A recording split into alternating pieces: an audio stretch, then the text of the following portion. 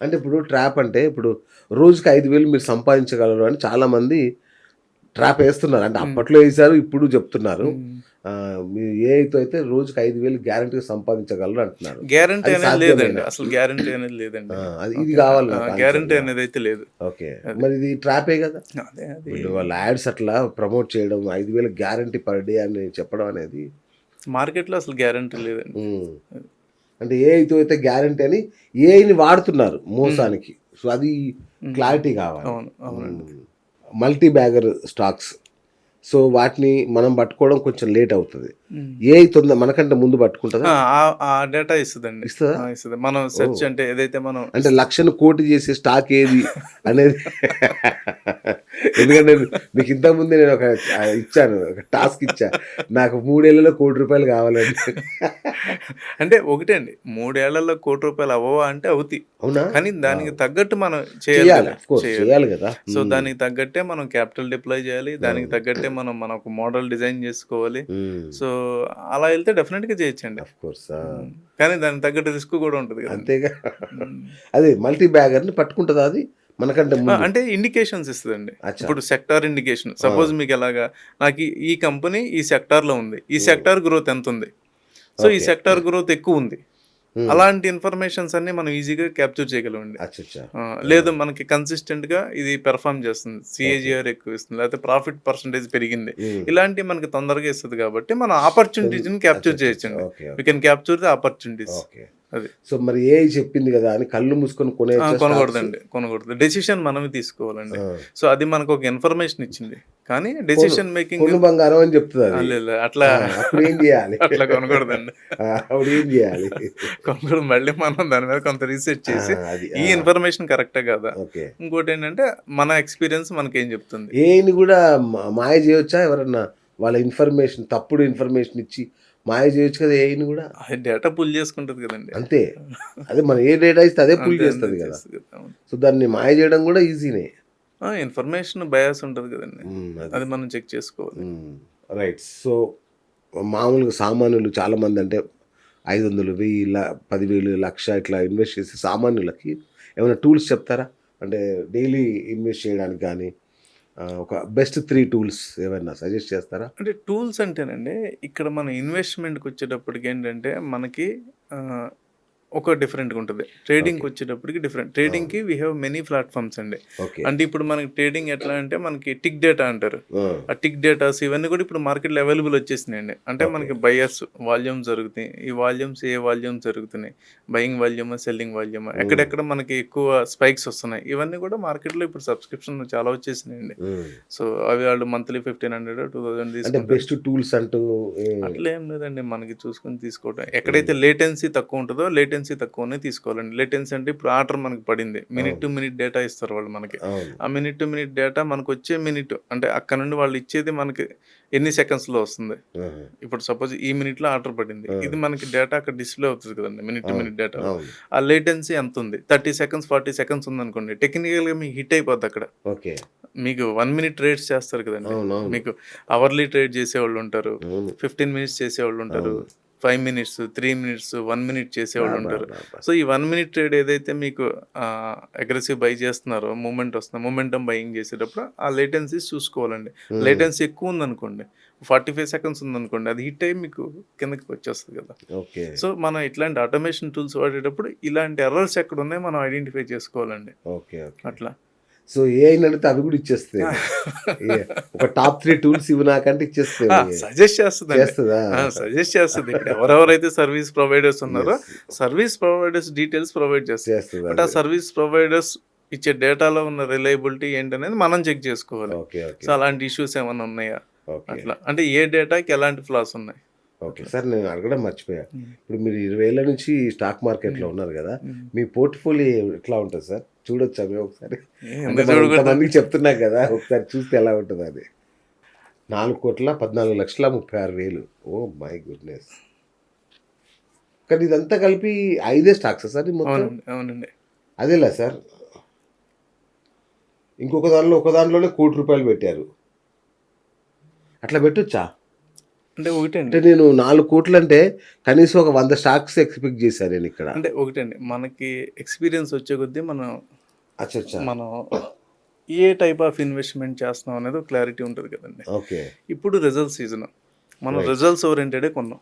Okay. So, concentrated stocks కొన్నాం. So, results అవ్వంగానే మనం అమ్మేస్తాం. అంటే మార్కెట్ జరుగుతున్న ట్రెండ్ ఏదైతే ఉందో, ఓకే. ట్రెండ్‌ని బట్టి మనం ఫాలో అవుతామండి. అంతేగాని మనం పెట్టుకుని సంవత్సరాలు మనం అంటే ఒక్క మాట సార్. వారెన్ బఫెట్ తాతయ్య గారు ఒక మాట చెప్పారు. హ్మ్. Don't put all eggs in one basket అని. హ్మ్. అది అందరూ అంటే బాగా ఇప్పుడు మీరే గట్టిగా చెప్పారు కదా సార్. పాటిస్తారు. ఇప్పుడు ఏఐని వాడి ఏదో తెలుస్తుందన్నారు ఆ! కదా! ఏం లేదు సార్. తెలిసే ఛాన్స్ లేదంటారా? అంటే అలాగే మేము కూడా ఫిల్టర్ చేసుకుంటాం కదా! మరి 5 స్టాక్సా? అవునండి. Oh my God! ఇన్ని సంవత్సరాలలో ఇవే స్టాక్స్ మెయింటైన్ కాదండి. చేస్తున్నారు. ఇవి రిజల్ట్స్ అచ్చా, అవ్వంగానే ఎప్పటికప్పుడు రిజల్ట్స్ రాగానే అయిపోతాయి. అట్లా ఓకే. మార్కెట్ పడింది. ఓకే. అప్పుడు మళ్ళీ డిఫరెంట్‌గా మనం అటెంప్ట్ చేస్తాం. ఇప్పుడు ఇవున్నాయి అచ్చా! రిజల్ట్స్ అవ్వంగానే మొమెంటమ్. ఓకే. మనకి అనుకున్న ఏదైతే పర్సెంటేజ్ వచ్చిందో మనం ఎగ్జిట్ అయిపోతాం. ఓకే. మళ్ళీ అంటే ఒకటి సార్, అంటే మీతో డిస్కస్ చేసా లేదు. సో, ఎంపీ విశ్వేశ్వరరెడ్డి గారు ఉన్నారు కదా! ఆయన్ని రిచెస్ట్ ఎంపీ ఆయన. నేను అడిగాను ఆయన్ని ఒకసారి ఇంటర్వ్యూ చేసినప్పుడు అడిగాను.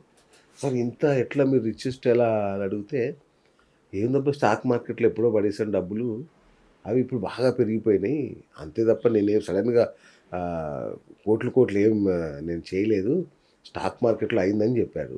అంటే ఇప్పుడు రిలయన్స్ ఇట్లాంటివి కొని అట్లా పెట్టేసుకుంటే ఒక 10 ఏళ్ళకి, 20 ఏళ్ళకి అది చాలా అద్భుతమైన ప్రాఫిట్స్ ఇస్తది. డబ్బులొస్తాయి అనేది మామూలుగా, అంటే నిఫ్టీ 50లో అట్లా పెట్టేసి కూర్చుంటే డబ్బులొస్తాయి అనేది బేసిక్‌గా అందరికి ఉన్న ఆలోచన.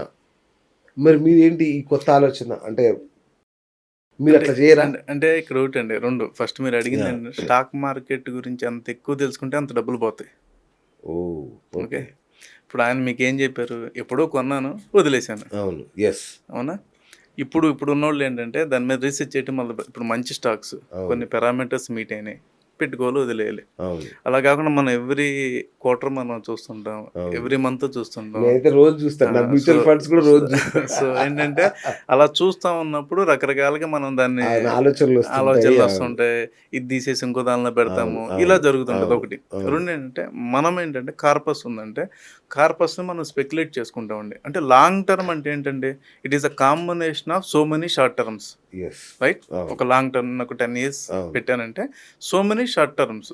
So okay. మెనీ అప్స్ ఉంటాయి. ఒక 1 ఇయర్‌లో డౌన్స్ డౌన్ ఉంటాయి. ఉంటది. చాలా ఉంటాయి. సో, అవును. ఈ short term so many short terms ఏవైతే ఉన్నాయో వీటిని మేము హ్యాండిల్ చేస్తామండి. సో, మేము ఓకే. కూడా లాంగ్ టర్మే పెడతాం. ఏ ఆహా! స్టాక్స్ లాంగ్ టర్మ్ పెట్టాలి? ఏ ఓకే. స్టాక్స్ షార్ట్ టర్మ్ పెట్టాలి? ఓకే. Results okay. ఎలా ఉన్నాయి? హ్మ్. దాని మీద కొద్దిగా అవగాహన ఉంది కాబట్టి, రైట్. ఎక్స్‌పీరియన్స్ అంటే ఉంది ఇప్పుడు కాబట్టి మాలాంటి వాళ్ళు మీకు 10,00,000 1,00,00,000 ఇచ్చామనుకోండి. హ్మ్.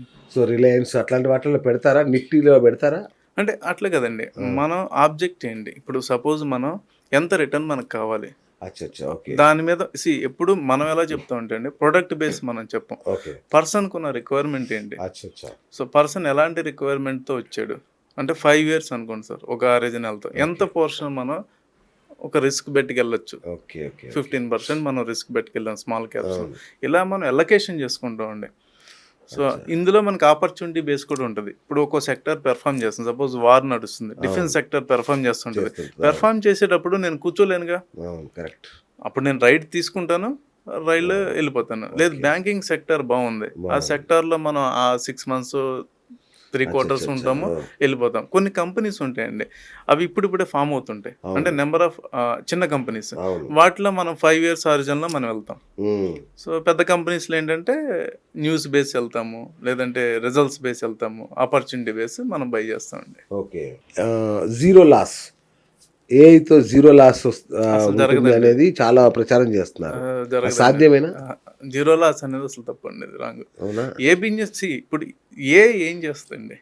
ఫ్యూచర్‌ని ప్రిడిక్ట్ చేయలేదుగా.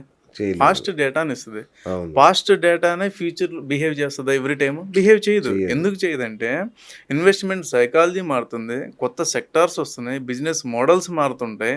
సో, అది అలా ఉండదు కదండీ. ఇప్పుడు మనం ఇదివరకు తీసుకుంటే మేము మార్కెట్‌లో వచ్చినప్పుడు హ్మ్. గోల్డ్ పెరిగితే మార్కెట్ తగ్గుద్ది. మార్కెట్ పెరిగితే గోల్డ్ తగ్గుద్ది అనేవాళ్ళు. ఆ! ఇవాళ మొత్తం దేని అసలు మొత్తం దానికే పూర్తిగా అయిపోయింది. దేని దానికే అయిపోయింది. అవును. అసెట్ అవును. క్లాస్ యూఎస్ మార్కెట్ పడితే ఇండియన్ మార్కెట్ పడేది. ఇప్పుడు ఇవాళ అది యూఎస్ లేదు. మార్కెట్ పడినా ఇండియన్ మార్కెట్ పెరుగుతుంది. ఇది అవును. ఇది పడినా అది అంటే కరెక్ట్. ఇండివిడ్యువల్స్ అయిపోతున్నాయండి. Correct. Correct. So, business models ఎప్పుడైతే మారుతుంటాయో దాన్ని బట్టి మన రిజల్ట్ కూడా మారుతుంటదండి. ఓకే. సో, అంతేగాని జీరో లాస్ అనేది అసలు అది అవ్వదండి. అది అవ్వదు.